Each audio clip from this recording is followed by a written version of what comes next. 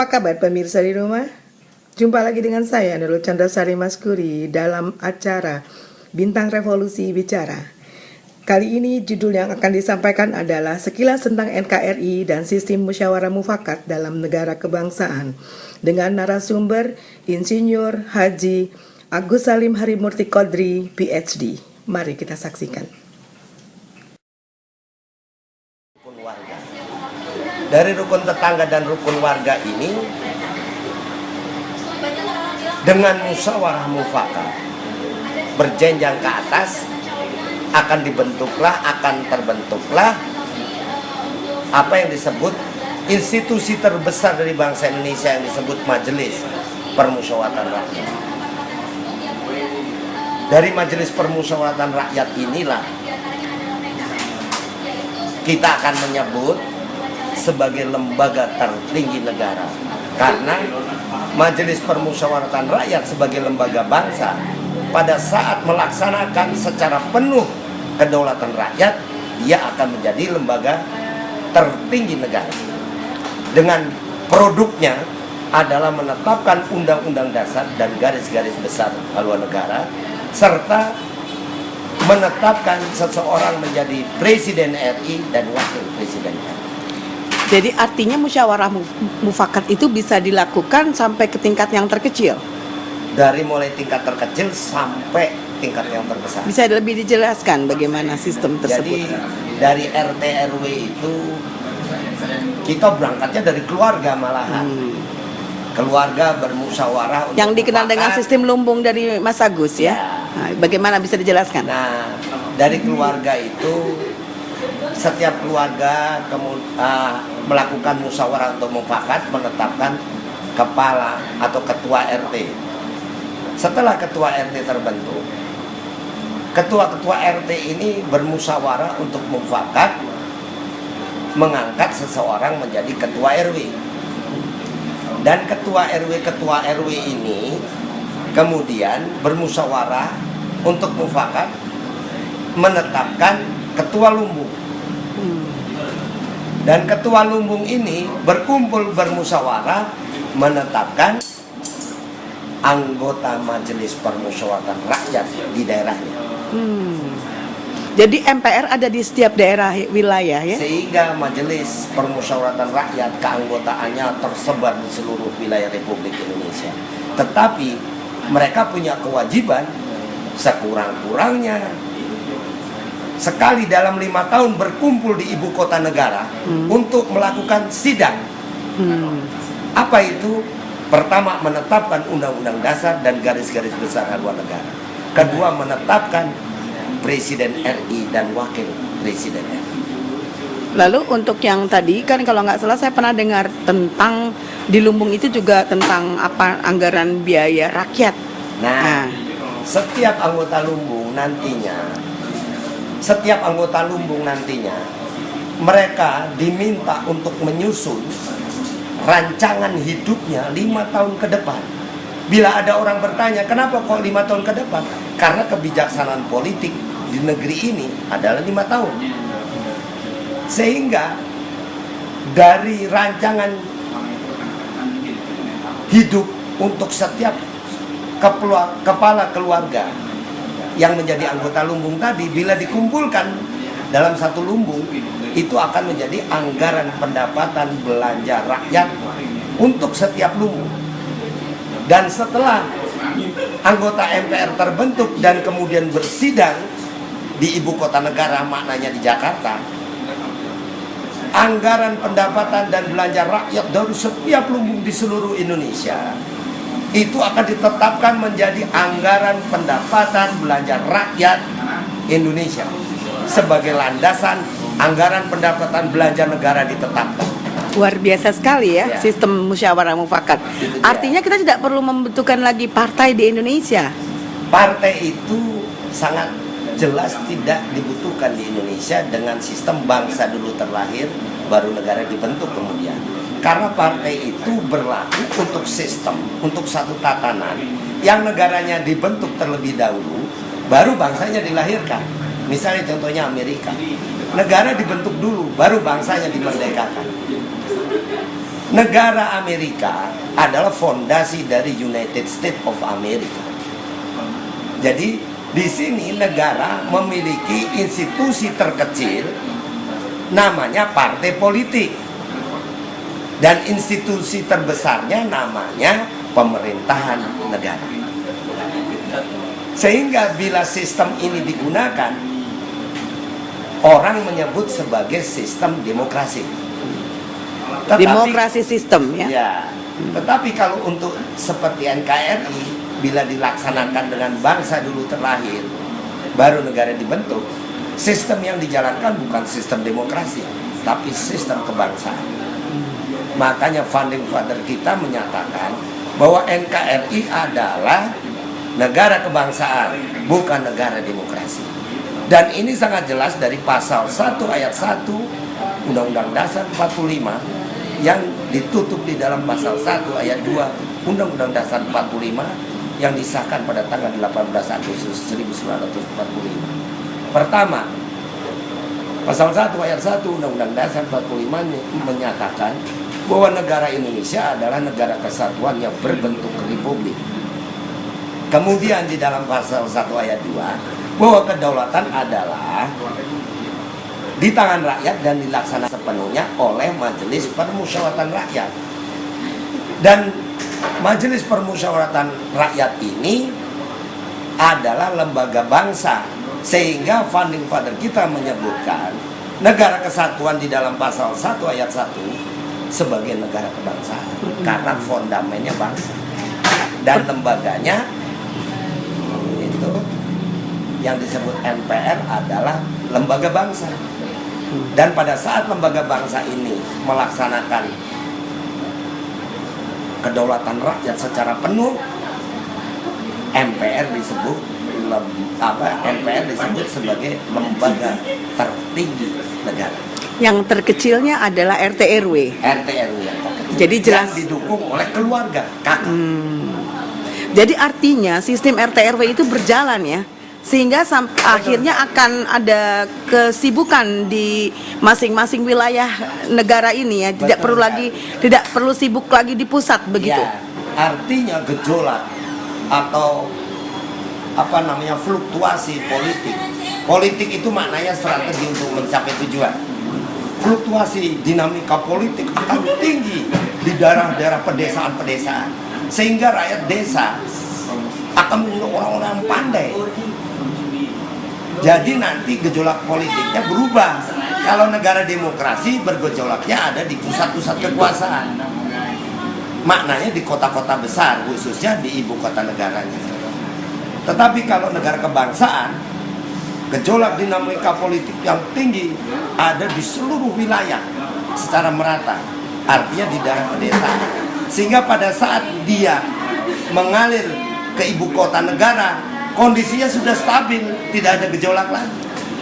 Lalu mengapa sampai sekarang orang masih berpikir dengan sistem demokrasi itu yang lebih pas untuk Indonesia? Dan juga ada satu pertanyaan dari saya mengenai dulu Bung Karno sendiri ya, salah satu founding fathers yang nampaknya belum menjelaskan tentang apa yang sistem yang harusnya dipakai oleh Indonesia, karena nampak sekali pada kejadian perdebatan antara Tan Malaka, Bung Hatta dan Soekarno mengenai sistem apa yang akan dipilih. Sebagai contoh, kita lihat waktu itu pernah terjadi mereka menolak dengan sistem parlementer dan juga sampai kepada pemilihan demokrasi sosiodemokrasi. Bagaimana hal ini bisa dijelaskan? Awalnya sebetulnya dari diberlakukannya UUDS 50. Sejak UUDS 50 diberlakukan, terjadilah pemilu yang pertama di Republik ini 1955. Jadi pemilu yang pertama yang dilaksanakan di Republik ini, di negeri ini, landasan hukumnya adalah UUDS 50, bukan UUD 45. Karena UUD 45 tidak diberlakukan. Yang diberlakukan adalah UUD 50. Apa perbedaan UUDS 50 dan 45? Bisa dijelaskan sedikit di sini? Perbedaannya adalah di dalam UUDS 50 preambulnya menyatakan bahwa negara Republik Indonesia itu dibentuk pada tanggal 17 Agustus 1945. Sementara di UUD 45 bahwa kemerdekaan bangsa Indonesia itu terjadi pada tanggal 17 Agustus 45 seperti yang dinyatakan di dalam alinea kedua preambul Undang-Undang Dasar 45. Sehingga ini sangat mempengaruhi ya. Betul.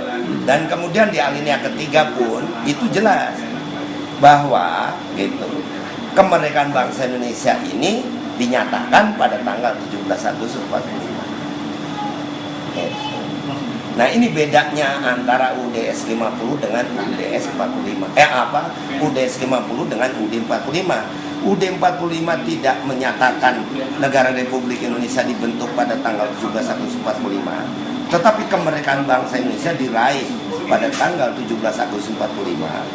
Sementara UUDS 50 menyatakan bahwa pada tanggal 17 Agustus 1945 negara Republik Indonesia dibentuk.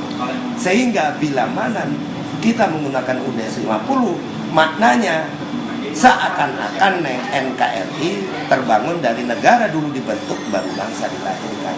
Sehingga sistem yang digunakan sistem demokrasi. Padahal bila kita kembali ke UUD 45 gitu, Kita negara kebangsaan. kita negara bangsa. Karena bangsa dulu lahir baru negaranya. Iya.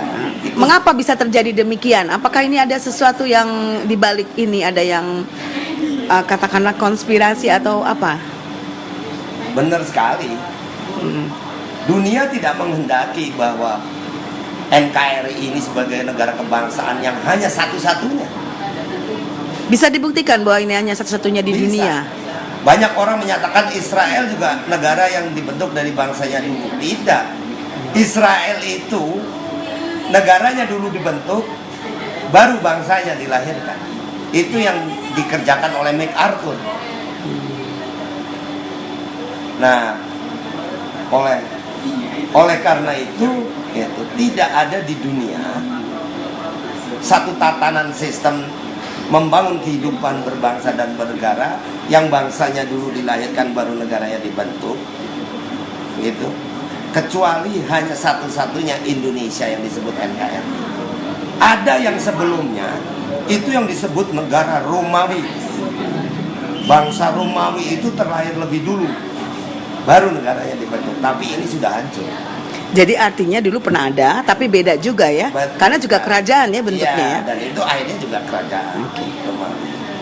Gitu. Lalu bagaimana dengan kalau melihat kondisi sekarang yang sudah mungkin bisa dikatakan semrawut ya. Jadi sudah kacau daripada mungkin jauh api dari panggangnya. Bisa dikatakan bahwa sebenarnya jati diri bangsa ini sudah jauh dari apa yang direncanakan oleh founding fathers. Sebetulnya NKRI dijadikan benar-benar negara demokrasi itu kan pasca 98. Sebelum 98 proses musyawarah untuk mufakat itu tetap berlangsung. Tapi sayangnya, maaf, kalau yang saya tahu musyawarah mufakat itu memang dipakai, tapi hanya sayangnya selalu menjadi opsi terakhir. Artinya selalu voting dulu yang dilakukan baru musyawarah mufakat. Apakah tidak lebih baik musyawarah mufakat lebih dahulu yang digunakan baru voting misalkan, atau sama sekali tidak musyawarah mufakat sebagai sistem yang memang yang menurut Mas Agus adalah hal yang memang ini adalah jati diri bangsa. Itulah ada memang kelemahannya UUD 45. Ada. Itu yang disebut di dalam pasal 2 ayat 1.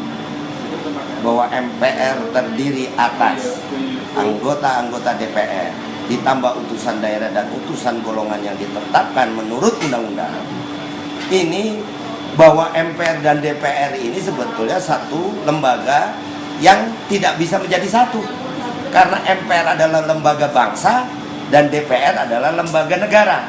Begitu lembaga negara masuk menjadi lembaga bangsa, gitu, dia akan terjadi proses kooptasi. Sehingga kedaulatan adalah di tangan rakyat, tidak bisa dilakukan sepenuhnya oleh Majelis Permusyawaratan Rakyat. Sehingga bila ditanya, adakah yang harus dibenahi di dalam Undang-Undang Dasar 45? Ada, tapi hanya satu ayat. Apa itu? Pasal 2 ayat 1. Apa bunyinya dan perubahannya apa? Asli bunyinya adalah MPR terdiri atas anggota-anggota DPR ditambah utusan daerah dan utusan golongan yang ditetapkan menurut undang-undang, ini sebaiknya diubah menjadi MPR adalah wakil-wakil rakyat yang anggota-anggotanya ada di seluruh wilayah Republik Indonesia. Jadi jelas Sehingga ya. Jelas bahwa DPR itu bukan wakil rakyat. DPR itu adalah lembaga kekuasaan atau sebagai lembaga negara untuk bidang legislasi. Tetap tiga fungsinya. Ya. Tetap. Betul. Ada artinya tiga fungsi tidak hilang. Betul, ya. Hanya bukan. Fungsi dari DPR tidak hilang. Tapi bagaimana tentang pemilihan DPR sendiri kalau memang musyawarah mufakat ini terjadi? Apakah juga di lumbung-lumbung itu yang menentukan atau bagaimana? Nah, itu kita kembali kepada penerapan dimensi Pancasila.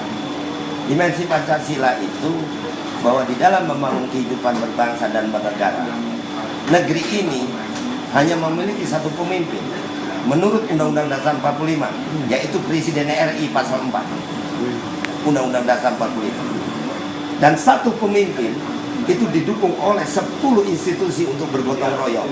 Undang-Undang Dasar 45 yang asli itu sudah menyatakan 10 institusi tersebut. Apa saja itu boleh disebutkan? Institusinya adalah Majelis Permusyawaratan Rakyat, Presiden, TNI, Kedubes, Konsulat, Dewan Pertimbangan Agung, Kementerian Departemen, Pemerintah Daerah, DPR, BPK, dan Mahkamah Agung. Jadi jelas ya, DPA pun masih ada ya. Ya. Dan dari 10 institusi yang disebutkan di dalam Konstitusi Negara Republik Indonesia UUD 45, itu akan terbangun 100 koordinasi garis kerja antar institusi tersebut yang ini dilaksanakan nantinya di dalam kepemimpinan seorang presiden. Sehingga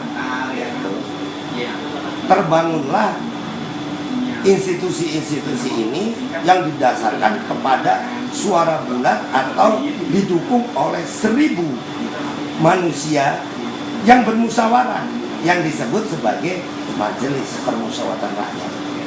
Jadi dinamika politik negeri ini ada di Majelis Permusyawaratan Rakyat, bukan di partai. Nah, oleh karena itu Orba dulu benar sekali. Orba menggunakan anggota MPR itu 1000. Cuman karena bunyi pasal 2 ayat 1 bahwa MPR terdiri atas anggota-anggota DPR ditambah utusan daerah dan utusan golongan, Pak Harto menetapkan 600 anggota MPR adalah dari utusan daerah dan utusan golongan. Dan ini peran Pak Harto sangat besar. Dan 400 kursi lagi MPR itu diisi oleh anggota DPR yang mana pemilunya dikuasai oleh Golkar. Itu kesalahan ya. Ini satu penyimpangan. Tetapi juga Orba tidak sepenuhnya bisa dipersalahkan karena bunyi pasalnya begitu. Oh iya. Artinya tadi disebutkan bahwa hanya satu pasal yang perlu diperbaiki dari Undang-Undang Dasar 45. Satu ayat saja. Sayangnya sekarang kayaknya sudah bergulir berbeda ya. Sudah demikian bias dan sampai-sampai sekarang bunyi pasal sudah jauh dari yang aslinya. Bahkan sudah keluar dari platformnya, bahkan sudah bisa dikatakan bahwa bukan negara kesatuan. Artinya contoh, bagaimana otonomi daerah berjalan, itu kan sama juga semacam antagonis ya dari sistem kesatuan gitu. Demikian gimana? Nah, bedanya UUD 45 itu jelas sekali adalah penjabaran yang nyata dari preambul UUD 45, yang mana di dalam preambul UUD 45 itu jelas sekali bahwa NKRI itu terbangun dari bangsa dulu lahir baru negara dibentuk. Sehingga klausul-klausul batang tubuhnya itu seperti itu bunyinya. Tetapi di dalam UUD 45 yang diamandemen oleh MPR RI periode 1999-2004 itu mengubah NKRI seakan-akan terbangun dari negara dulu dibentuk baru bangsa itu terbangun. Tadi ya menjadi krusial sekali. Dan ini adalah pemutarbalikan sejarah.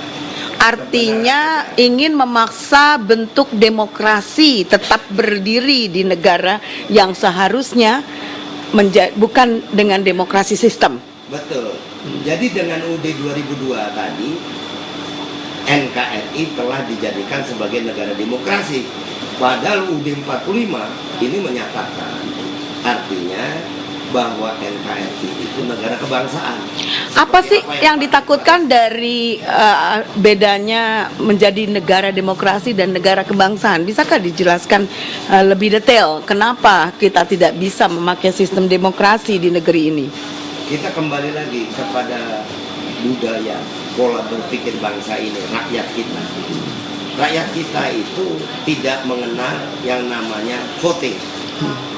Yang dikenal adalah melakukan proses musyawarah untuk mufakat di dalam menyelesaikan persoalan. Ini tercermin dari adat-adat yang ada di seluruh wilayah NKRI.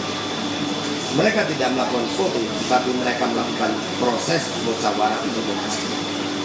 Sehingga dari sini kita lihat bahwa perjalanan sejarah bangsa Indonesia, waktu bangsa Indonesia terlahir melalui Sumpah Pemuda yang dinyatakan di dalam Kongres Pemuda kedua, itu prosesnya musyawarah mufakat, bukan proses voting.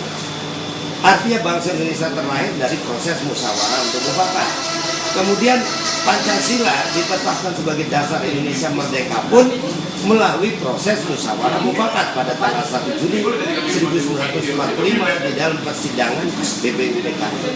Jadi artinya Indonesia betul-betul bermula ya dengan sistem yang musyawarah mufakat ya. Teks proklamasi pun dihasilkan dari proses musyawarah untuk mufakat. Begitu juga NKRI ini dibentuk, prosesnya musyawarah untuk mufakat. Jadi seluruh proses yang ada mulai bangsa Indonesia terlahir, merdeka, dan dasar Indonesia merdeka ditetapkan, kemudian membentuk negara, itu prosesnya keseluruhan musyawarah untuk mufakat. Tidak ada voting di situ. Ya, ketakutan atau bukan ketakutan? Mengapa demokrasi demikian menjadi tidak sesuai dengan negeri ini dan disampaikan bahwa demokrasi sama juga dengan nepotisme? Dengan NKRI ini sebagai negara kebangsaan dan bangsa Indonesia sebagai fondasi dari NKRI, itu kondisi harus utuh. Utuh ini bisa terbangun bila aktivitas ekonominya dilaksanakan secara bersama dengan azas kekeluargaan. Bila ekonomi ini terjadi dikuasai oleh orang per orang atau kelompok per kelompok, persatuan Indonesia akan lemah. Tetapi untuk negara-negara demokrasi tidak ada urusan dengan kondisi ini, karena dia lebih mementingkan kekuasaan itu harus kuat. Sedangkan NKRI sebagai negara kebangsaan bukan kekuasaan harus kuat, tapi kedaulatan rakyat harus tegak, sehingga kekuasaan yang akan dijalankan benar-benar berdiri di atas kedaulatan rakyat, yang mana untuk NKRI itu kedaulatan rakyat dicerminkan di dalam Pancasila, tidak dicerminkan oleh paham-paham lain, tapi oleh Pancasila. Oleh karena itu, bila mana kedaulatan rakyat akan didefinisikan untuk NKRI, makanya kedaulatan rakyatnya berbunyi bahwa kedaulatan rakyat adalah memposisikan rakyat di dalam membangun aturan-aturan dasar untuk mengatur kehidupan berbangsa dan bernegara.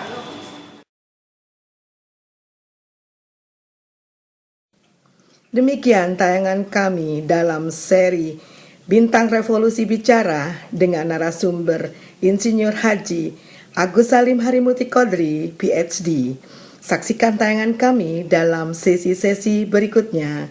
Salam Pancasila.